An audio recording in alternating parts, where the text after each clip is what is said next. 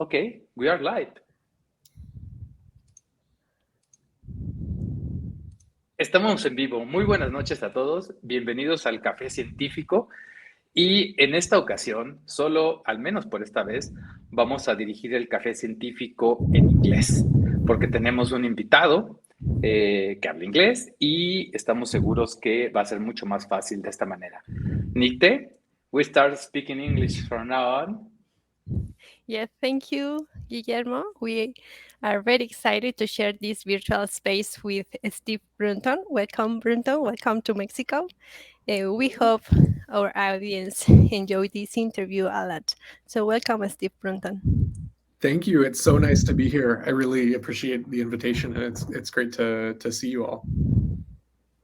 Guillermo, I know you are a super fan of Steve Brunton. So, could you introduce us to him, please? Okay, this introducement for Steve is like more like a description of how we met him. So, well, first we invite him to share a cup of coffee. I hope all of you have your cup of coffee and get ready to add the shot of math and fluid dynamics. Okay, so like about a year ago, let me share my presentation. I think it's not appearing. Okay, like about a year ago, Eduardo Ramos invited me for discussions in turbulence and machine learning, like a year ago. And he invited me because he knew that I was starting to study fluid mechanics, and they sent me three documents. One of them is this video. And then one of them was a paper by Link when they introduced Galilean invariance into a neural networks for improvement in the prediction of the Reynolds stress tensors. And the video was Steve Brunton talking about machine learning and turbulence. And also, in the other papers, it's a review from the Journal of Fluid Mechanics. One of the quotes was it's also for Steve Brunton. So I started looking for Steve Brunton, and we found that he has an amazing YouTube channel.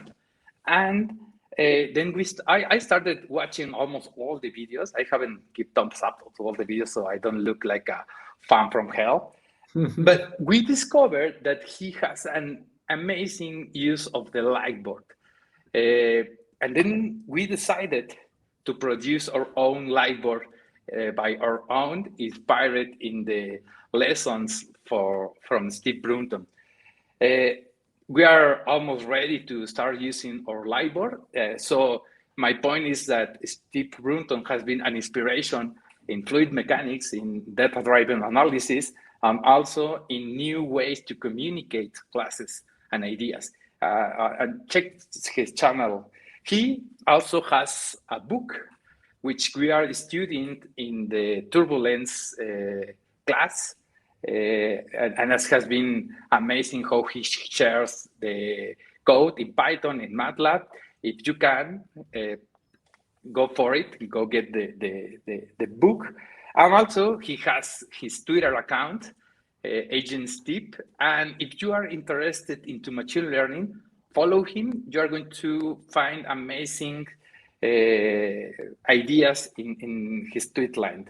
And also, if you look into the Wikipedia for machine learning control, you will find that one of the quotes of the sites is for Steve Brunton.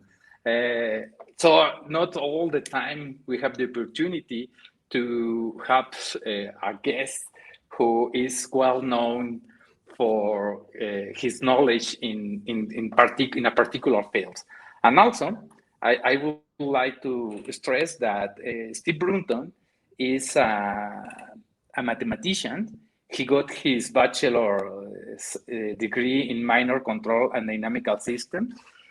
And well, I think that this is like some kind of introduction and also acknowledgement for Steve Brunton and what he has done and why we are interested in him. So stop talking for me, we are going to go to block 1 and we are going to get ready to grinding the coffee or the math. So our first question, Steve, I think is that, Nicte, please go ahead. Yes, thank you, Guillermo. Steve, I don't know how it's in United States, but in Mexico there is a general belief about mathematics. We used to think that mathematics is the hardest subject when we are studying elementary school, high school, or even university. And it's unusual to know students who desires to study mathematics at the university. I'm sure in Mexico we have a few mathematicians in comparison with other professions like doctors or lawyers. So, could you tell us what a mathematician does and does not, please? Yeah, thank you, and thanks again for the introduction. So I like this picture a lot, and this was always the feeling I had when I was a kid growing up, that if you really wanted to understand the world, there were different levels in which you could understand this, and somehow physics gave you some of the most general ways of approaching the universe, from particle physics and gravity and how galaxies are formed and the atoms in your body are held together. But if you think about it, mathematics really connects all of those fields. And so it is in some sense abstract, and it is seen also in the US as being kind of one of the more difficult disciplines. But I also think it's important that in that picture, maybe mathematicians are set aside, but applied mathematicians connect all of those fields. And so for me, I think what a mathematician does is to see patterns in things that other people don't see patterns in, and then to find these kind of unifying abstractions. So there are the same patterns in sociology and in biology and in chemistry, and those same patterns have analogs in fluid physics and in how galaxies form. And I think that what a mathematician does is that they take a step back and they build abstractions to understand those patterns. So for me, I think this is funny because it's partially true that mathematicians are kind of separate, and it is very challenging in this progression, but they also are what unify all of these fields. So my wife and I, and our good friend Nathan Kutz, and our collaborators, we work on a diversity of problems: fluid mechanics, neuroscience, disease modeling, lasers and optics. But we can all speak the same language of mathematics. We can all write down kind of the common challenges of the equations. So if you think about your brain and the network of neurons versus a fluid flow, they actually have more in common than you would think. They're high dimensional, they're nonlinear, they're multi-scale in space and time. We want to understand their dynamics. They evolve in time, and we have limited measurements. So mathematically, these can be stated almost as identical problems. And it's actually the physics and the biology and the chemistry that differ, but the mathematics is common. So I think that's one answer. Another answer is, I think mathematicians, solve problems. I always thought of myself as a problem solver. So anyway, that's my view on the question. Thank you, Steve. When we have to choose our career, we use to analyze our abilities or preferences, but also there are those who decide their careers because they live an important experiences related with that career. So could you share with us when and how do you realize you wanted to become a mathematician? Yeah, I can't remember a time that I didn't love numbers and mathematics. So I don't remember this, but my family tells me that I counted before I could speak. My first words were counting. And I remember I loved coins, like money coins. And I would always count, someone would hold out their hand and have coins, and I would add them up when I was a little kid and tell them how much it was. And I just always was fascinated with numbers and how numbers worked.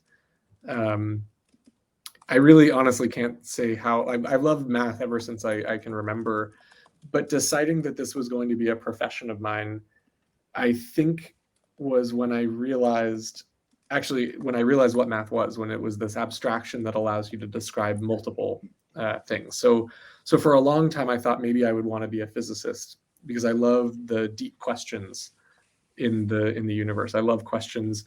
Where did we come from? Where are we going? How does the universe work?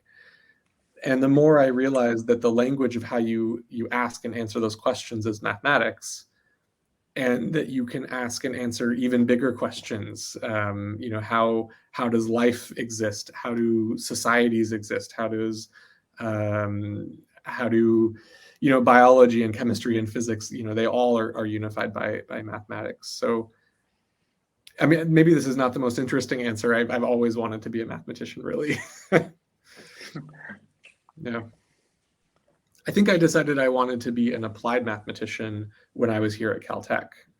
So when I was a kid growing up, I thought that math was about solving problems in the real world, applied problems, and using them to understand the world. And I didn't quite realize that when you study pure math, like at a university or professionally, that often that means abstracting even more so that there are no physical applications. So it's mathematics in pure abstraction. And I realized that is still very interesting and beautiful. Prime numbers and that kind of thing are fascinating. But I decided that I really want to be pinned to solving physical problems in the real world and being an applied mathematician. Thank you, Steve. It's your turn, Guillermo. Okay, we looked for you, or we stalked you a little, just a little, and we found your bachelor thesis in mathematics. And now your Twitter account says, "Teach math to engineers."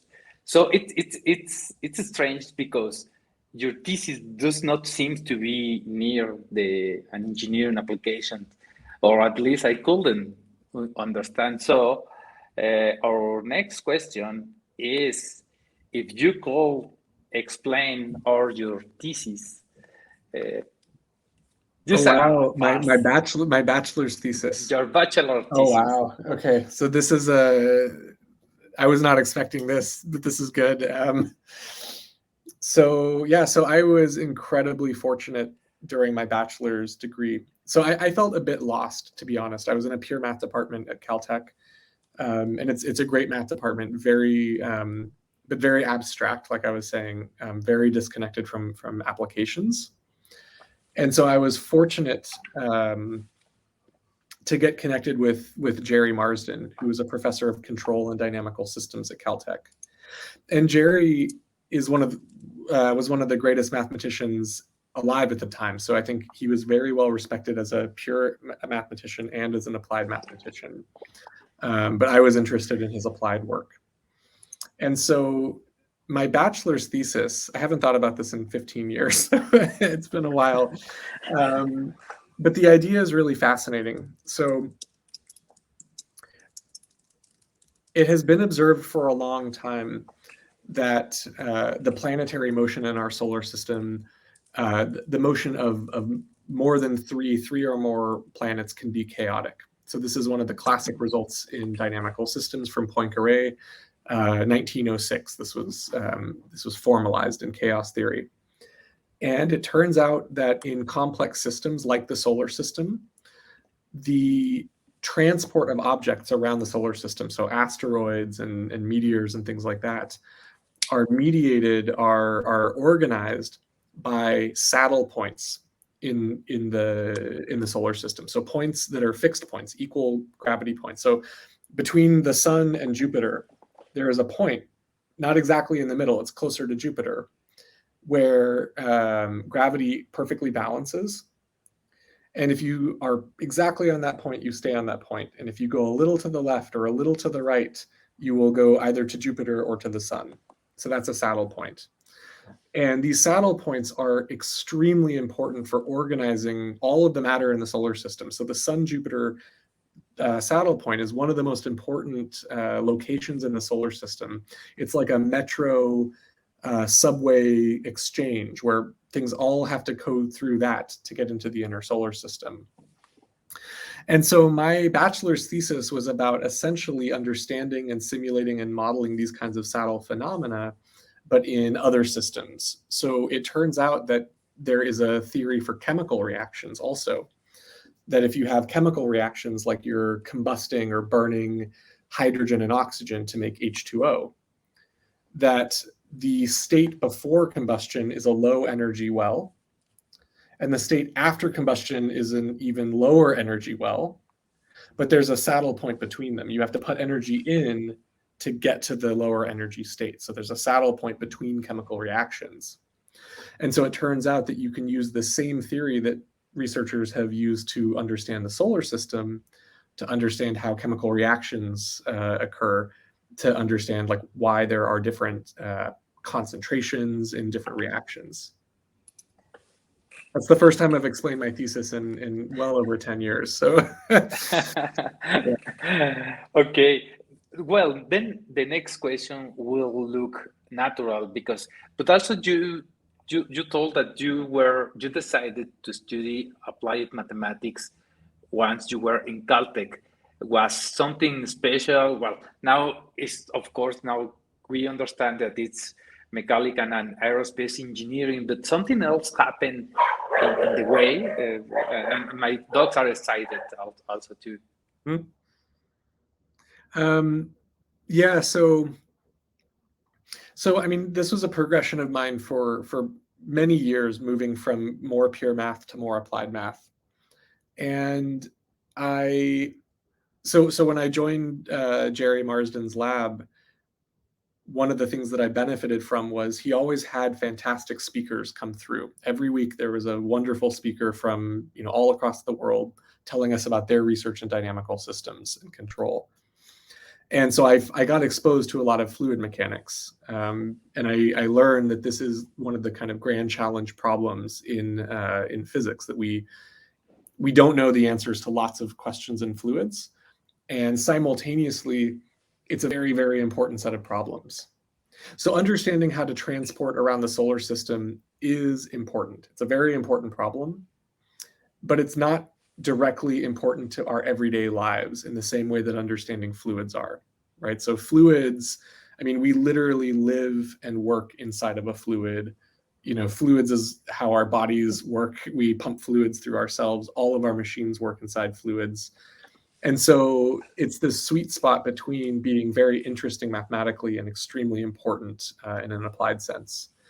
So that's like the official answer. But what really happened, I was sitting in like a cafe with my wife, and this was like a Japanese cafe, and I had a bowl of miso soup. And so anyone who has had a bowl of miso soup knows that you can get lost in the fluid patterns and the rolling patterns of this soup. And I realized that this is a dynamical system that's more interesting than any of the systems I've worked on in the past. And so I decided I'm going to work in fluid mechanics. And, I love beauty, and, art and science are kind of the same thing for me. And so I wanted to work on a scientific problem that was visually inspiring as well.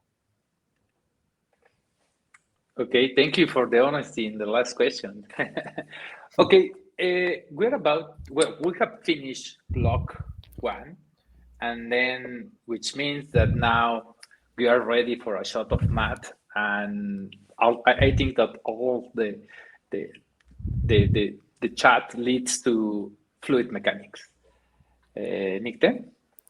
Yes, Steve, could you talk us more about what is the intersection between math and fluids dynamics, and how did you find it? Yeah. So the way that we think about fluid dynamics is fundamentally, I think, mathematical. So we can see movies and pictures, and we have a deep human connection with fluids that is not mathematical. So if you go to any child and you show them a movie of a fluid, they're going to feel something about this. So all the way back to Leonardo da Vinci, right? His pictures of how flow evolves are intuitive and not mathematical. But to solve real engineering problems, of course, we have to write these down mathematically. And it turns out that the way that we describe fluids is almost identical to how we describe all dynamical systems. So I haven't thought about this explicitly. But if you think about any dynamical system, a particle moving around the solar system, any differential equation that you write down, we call the solution the flow of that dynamical system. It literally flows like a fluid. There is a vector field, and the initial conditions, when you integrate them through the dynamical system, they flow like fluid mechanics flows. And so I think that we also have a deep, deep mathematical intuition, just like we have a physical intuition for fluids because we see them and we understand them intuitively. There is also this deep intuitive connection between all of dynamical systems and fluids. Fluids are somehow the kind of ideal form of a dynamical system, because when we think of dynamical systems, we think of them as fluids, as flowing trajectories forward in time. So for me, the two are almost inextricably linked. I think of fluids are dynamical systems and dynamical systems are fluids. And physical fluids like water is just one type of a dynamical system's flow, but there are more. Okay, now I'm going to ask you about, well, nowadays it's very common that many people say that they know neural networks, machine learning, because there are a lot of tools that let you play with them, and then you are building a neural network and getting data and getting out information. But many times that person does not really understand what it's inside. That's why it's so common that they call the neural network a black box. I don't like the name black box because you know what is happening, but it's a very common term. But many people don't really understand. So what are the basic skills to become a good data-driven engineers in terms of mathematics, algorithms, and at what level? Because, okay, the other way to see the question is, what should I know in order to understand what you already are doing? Yeah. And at what level? Because it's, if I say math, poof, what part of math, you know? Yeah, that's a fantastic question. And I assume you kind of mean, what are the basic skills to become a good data-driven engineer? So not just doing machine learning, but doing machine learning for an engineering task in the field of engineering, like fluid mechanics. Yeah, so I think there's a few really good basic skills. I am a firm believer in linear algebra as the foundation for almost everything we do. So, and I think of high dimensional linear algebra. So not necessarily 2x2 and 3x3 matrices that you learn in a linear algebra class. Most linear algebra classes are bad in my experience. And so you really want to think about applied linear algebra, high dimensional linear algebra. What is the linear algebra of a data set? Things like the singular value decomposition. So linear algebra is a really critical one. Any good data-driven engineer needs to have a proficiency with a programming language. Python, MATLAB, Julia, R. There's no one that's better than the others, but you need to be proficient in one so that you can really manipulate and work with. Again, I think those are all languages that allow you to do high dimensional linear algebra. And so that's important. For me, so there is the machine learning part, but you also want to have expertise in some other engineering field. You want to know about electrical engineering or aerospace engineering, mechanical. You need to know what a differential equation is, and so I think that those are important to have both skill sets, not just one of them. So yeah, linear algebra, a programming language, that's a great way to start. You can do a lot already with those and understand a lot. statistics and probability, if you want to get advanced, you need to at least have a basic understanding of probability, so that you know where uncertainty comes in and where, I actually learned recently that Laplace, from the Laplace transform, was actually one of the original kind of data scientists. So he introduced a lot of the ideas we have in modern statistics, because he fundamentally realized that what we do as mathematicians is build models from observational data. And you have to recognize that your data is imperfect when you're building your models.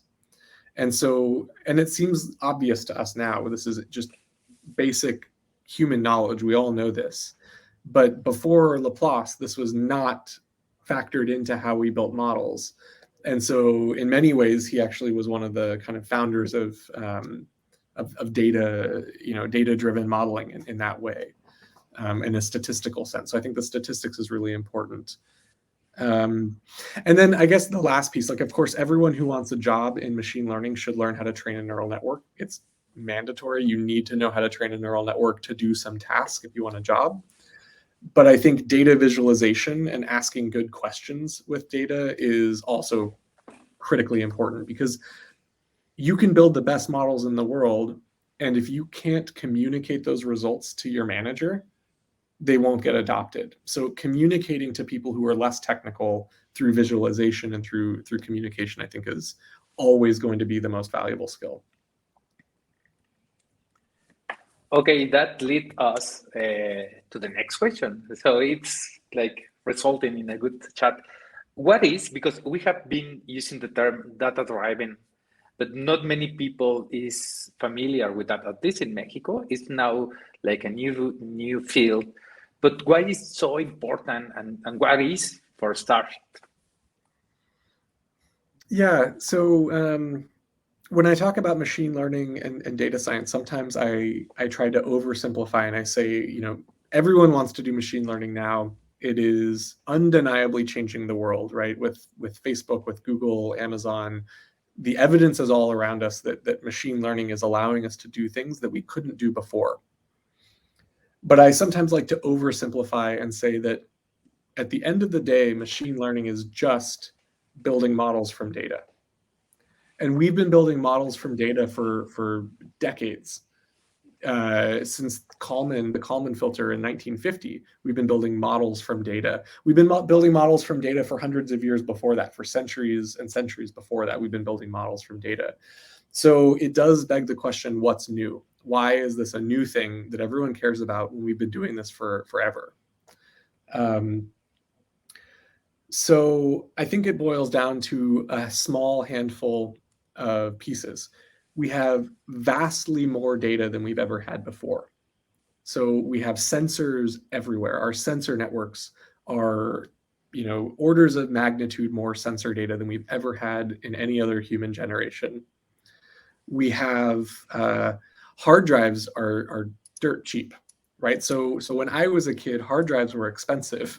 Storing things was expensive. But what we've learned is that the cheapest part of your computer now is the storage.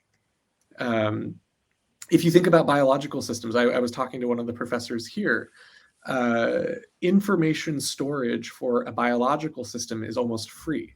Your DNA has so much information capacity, so much data storage capacity, that it appears that the data is cheap. So that's one. Data is abundant and easy to share and easy to store. Our computers are faster than they've ever been, so we can process these data. We can build these deep neural networks and train them on GPUs. I would say that a lot of it also is in our understanding of the algorithms. So I think algorithms have gotten a lot more sophisticated in the last 20, 30 years since the rise of high-performance computing. So I don't know. That's not exactly an answer. It's more of the symptoms of we observe that these things are all advancing so rapidly that it is possible to do this data-driven analysis that we couldn't do before.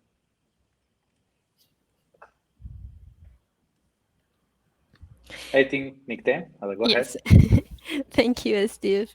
I wanted to back I want to back from fluids dynamics. When I was studying for this interview, because you don't know, but I'm not a physics, I'm a science communicator. I watched some of your videos in YouTube, and in many of them, you talk about turbulences. It seems that turbulence is your favorite topic. What makes turbulence your favorite topic? Yeah, I mean, I do love turbulence. And I'm not joking. I got into fluids because I was watching turbulence in a bowl of soup. So it's enough to keep my attention. There are so many reasons to love turbulence. Let me count the ways. I think that turbulence is fundamentally beautiful. I can't look away. When I see a movie of a turbulent fluid, I want to watch it over and over and over again. So there's something just deeply satisfying, I think, to us humans to see, a river flowing or, turbulent evolution of clouds. We spend hours as children looking up at the sky and watching clouds for this reason. Another reason is that turbulence is, from a very practical standpoint, it is a key technological piece of almost every advanced technology that I'm interested in. So I love science fiction. And if we want science fiction to become science fact, we need better understanding and prediction and control of turbulent fluids. So many of the futuristic technologies that we want require us to have a better modeling and predictive capability for turbulence. So I love problems that are useful. If I work my life on a problem, I want it to be useful. And understanding turbulence better is supremely useful for making energy more abundant and cheap in the world, for making transportation easier and more efficient for everyone. For better healthcare outcomes. So, there are researchers who design cardiac heart remodeling for little children that have, blood flow imperfections because their heart valves aren't built exactly the way that all of ours are. And they design new heart valves so that they minimize the turbulence in their heart. So, I mean, it's one of these things, the more you can understand this problem, it can affect almost everything in our society. So that's also very appealing to me. But I think I really like movies of turbulence. I just love, watching a volcano erupt or, something really turbulent. That's Okay. interesting because I think the people who are not mathematicians or physics or something like that, when we used to hear the word turbulence, we just think about planes.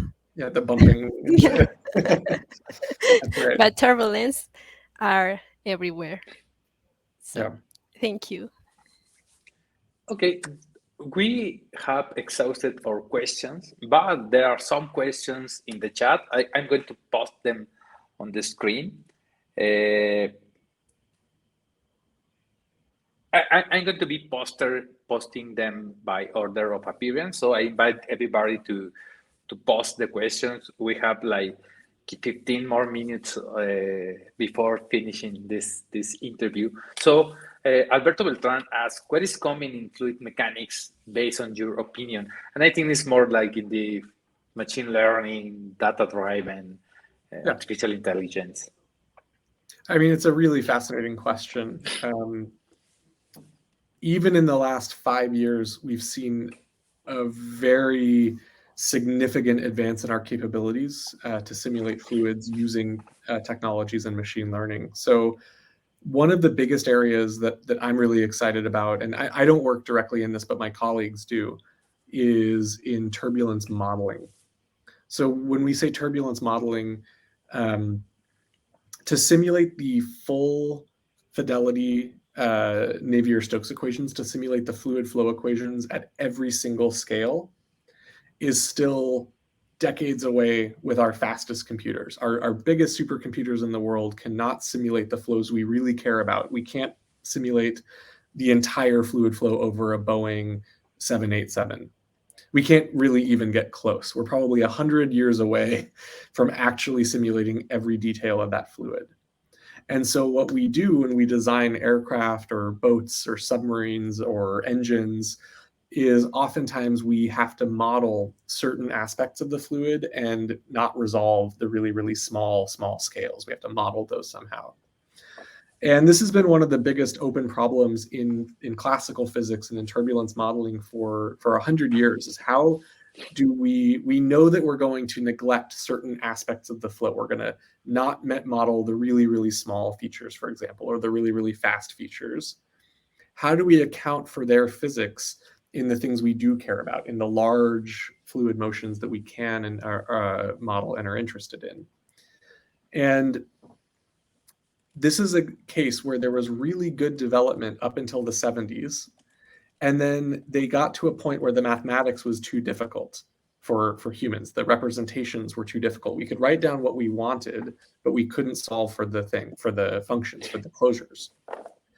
And now with data, the community is able to learn these closure models, the things that were too difficult to represent mathematically, because that's what neural networks are good at, is representing arbitrarily complex functions.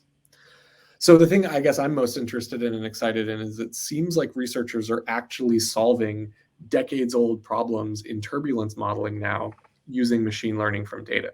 So that's very exciting. That means we're going to be able to design better aircraft, better boats, better engines, better hearts, less expensive to simulate and to optimize and to design these flows. Okay, thank you. There is another question for Jason. Why do you think that mathematics and physics is not for everyone? Maybe because only some people see the real beauty. No one can really reach the point where people are passionate about them. So I do think mathematics and physics are for everyone. And I think that maybe equations and analysis are not for everyone. We should all be in awe of the universe and the world around us. And I don't think that anyone is not inspired when they look under a microscope and see that, when you zoom in at any level, it gets more interesting. And when you zoom out at any level, it gets more interesting. I think that appeals to all humans, or at least most people it appeals to. I think that often science educators and math educators almost are trying too hard to impress people with how hard it is. Maybe this is out of insecurity. I don't know. Instead of trying to communicate how useful it is and how beautiful it is and how universal it is. And so I think that's important, is just to communicate why this is important and interesting. And I think everyone can appreciate that. One reason math might not be for everyone in the way that I think you're saying it is that to really deeply understand something, so everyone can be amazed, but to really understand something requires hard work.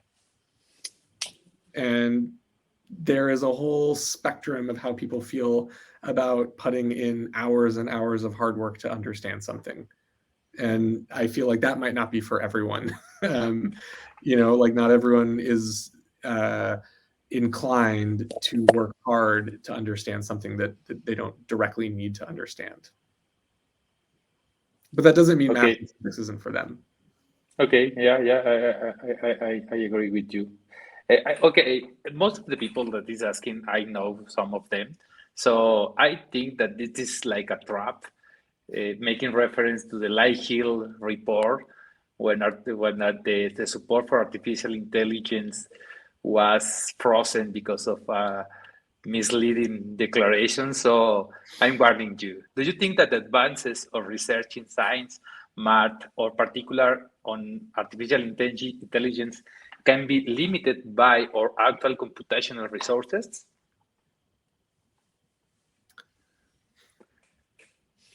That's a really interesting question. I mean, I think that that's very valid. Yes, we currently.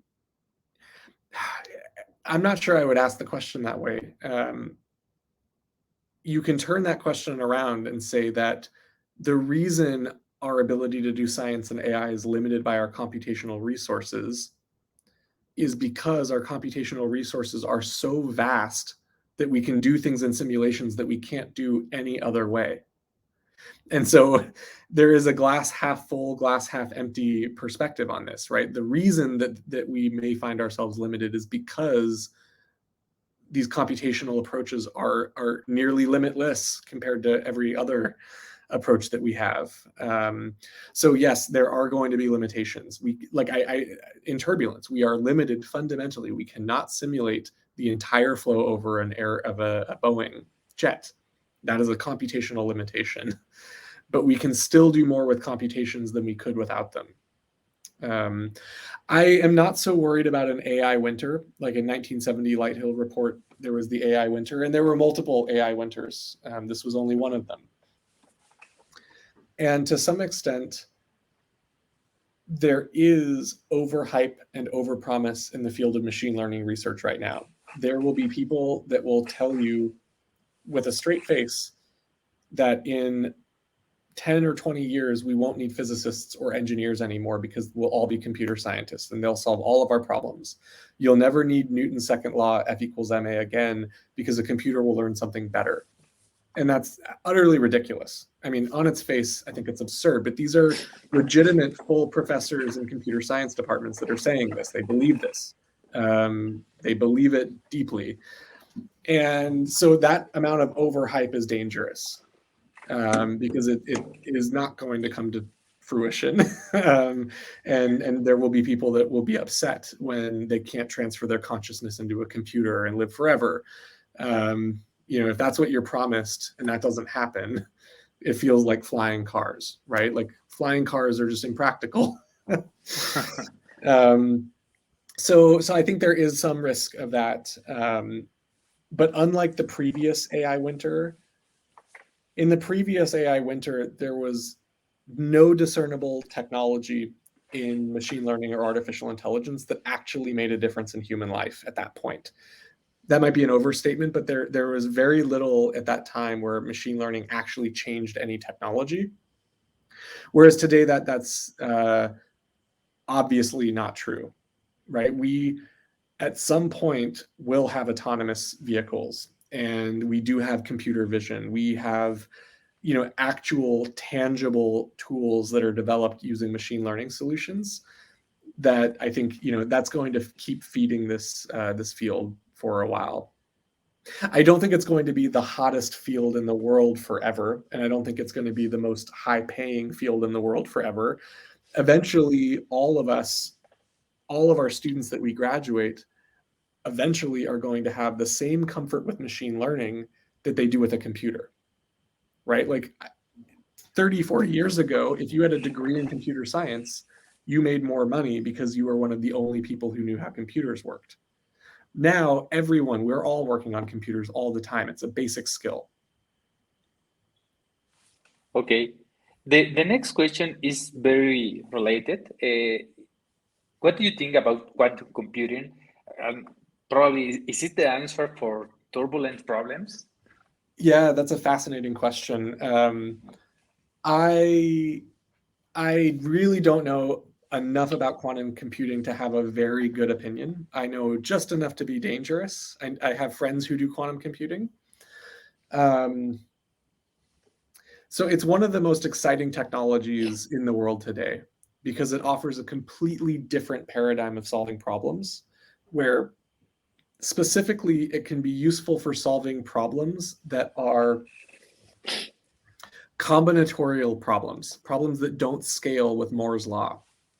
And so there are a lot of exciting areas, especially in machine learning, to enable quantum mechanics, but also, quantum computing. So how would you use machine learning to design better quantum computers and better quantum controllers? But similarly, how would you use quantum computing to solve problems in machine learning or in fluid dynamics or in other fields where you have these combinatorially hard searches or high dimensional problems. So it's an interesting field, it's important, and it's worth investing in. It may very well be one of the most important technologies for the future. It feels a bit like fusion in that it is always going to be 50 years out. 50 years from now, it's still going to be 50 years out. Which means that, yes, quantum computing may have a huge impact, but it will take so much time for that to scale up to being relevant for solving these large problems like turbulence that we might have other solutions by then too. So it's very important, very interesting field. It offers a completely different approach. You can sample these quantum systems and build statistics. So it's very good for machine learning and systems where you need uncertainty quantification. But it's also, in my estimation, quite far from being useful in everyday computing. Big research houses will be able to solve specific hard problems like prime factorization and things like that, potentially using these. But for general purpose scientific computing, that feels like a longer path in quantum computing. Okay, thank you. This question gives you the chance to talk about a little about Cindy. But also I'm very interested in the second. So in the second question, will it be possible in the future to discover no equation and derive models purely from data? And what inspired you to start an educational YouTube channel? Yeah, so the good news is that the future is now. We can do that now. So the examples I showed in my talk today were discovering things where in some cases we knew the answers. But there are many applications we've applied this to, we and our friends and our colleagues, where we are learning entirely new equations that have never been written down before by humans. So we have learned models and equations for plasma physics that have never been written down before, for turbulent fluid flows that have never been written down before, for disease models that, again, so there are concrete examples of equation discovery happening right now that have never been written down by humans, that are entirely new knowledge. Not just by my group. We are doing lots of this, but dozens and dozens of groups across the world are doing this. And our method, Cindy, is only one of many techniques to do this. Hod Lipson and his colleagues, Bongard, Schmidt, and others have developed other techniques to discover equations from data, and they've used those to discover entirely new physics. Miles Cranmer and his collaborators have used this in general relativity and astrophysics to discover new physics that's never been written down. So it's an absolutely fascinating time to be a scientist. We can discover things in a way that we haven't been able to in maybe a century. It's, I think, going to be an absolute revolution in scientific understanding. So the YouTube channel, how did I decide to start a YouTube channel? It's been a long time. There's two main things that happened. One is that I realized that all of my students needed to know control theory. And they were learning control theory in classes, but then they were not able to use it and understand it. It was very kind of abstract. And so I decided that I was going to run a 10-hour control theory boot camp for my lab and a few other close friends. And it was so much fun that I decided I would just videotape them. And that kind of took off. So people really liked those and started using those. And I found that very rewarding that people from all across the world could use these lectures. So I love getting emails from a student in India who says that they never had access to this kind of course material before, and now they can learn control theory. So for me, that's the most rewarding part of my job by a lot, is being able to reach people everywhere in that way. And then the other one was I worked, my close friend and colleague, Nathan Kutz, and I started co-teaching a class at University of Washington Math 301, Beginning Scientific Computing. So this is a class that all of our undergraduate engineers take. And we decided that there were so many students taking this, we would film up our lectures and kind of make high quality video lectures one time. We drank a lot of coffee. We probably had 10 shots of espresso over the 2 days. And so that idea of kind of taking a good class and boiling it down into a few good lectures and then sharing them with everybody, it's kind of addictive when you realize that you can have a bigger reach doing that. It's really fun to hear people, from all around the world say, tell you what they think of the material. So once I started doing it, I couldn't stop. Okay. Well, I'm gonna pause the last question because we are about time for to close. And I think there are more questions in the chat, but I think that this one, I'm choosing this one because it closes this interview, this very, very interesting interview. And it says, how do you encourage young people from engineering to get more interest in learning deep theoretical mathematics to understand more phenomena study? What type of resources? Well, you have given some examples, right? And I think I will answer that's why I invited you, to encourage people, but we would love to hear how do you do this? Yeah, it's a great question, and it's something I think a lot about. I think fundamentally most students are motivated by the problems they can solve when they learn something. So for me, encouraging students to learn something difficult and deep is often about aligning their incentives with learning it. So you have to make it obvious to them that once they have the skill, there's things they can do that they couldn't do before. And so for me, that motivation was really essential. I try, when I teach my classes, that is something I always think about. The first part of any lecture has to be getting everyone to be on your side and agree with you that this is interesting and important. And then they'll go through any amount of derivations if they really believe that this will be useful. And every once in a while, I joke with my students, if it's a really, really difficult mathematical concept, that sometimes, you go to the gym and you eat your broccoli, even if you don't like working out and you don't like broccoli, it's still good for you. If you work out and your muscles don't hurt afterwards, you didn't do it right. And that's how learning is too. Like, learning should not be eating cake all the time, right? Sometimes you need to eat broccoli and go to the gym and work out. Okay, we are getting really close. I think, Nicte. I want to ask a question, and there is not that question is not related with fluid dynamics, but I want to know your opinion about what is the role of mathematics in this pandemic. Do you know? Do you have an idea? What is the role of mathematics during this pandemic? That's a fascinating question. Yeah, I think it's an interesting question because the pandemic has shown us a lot of inadequacies in our ability to model these kinds of systems and to model uncertainty. It also shows very acutely that the larger population really struggles with understanding probabilities and uncertainty.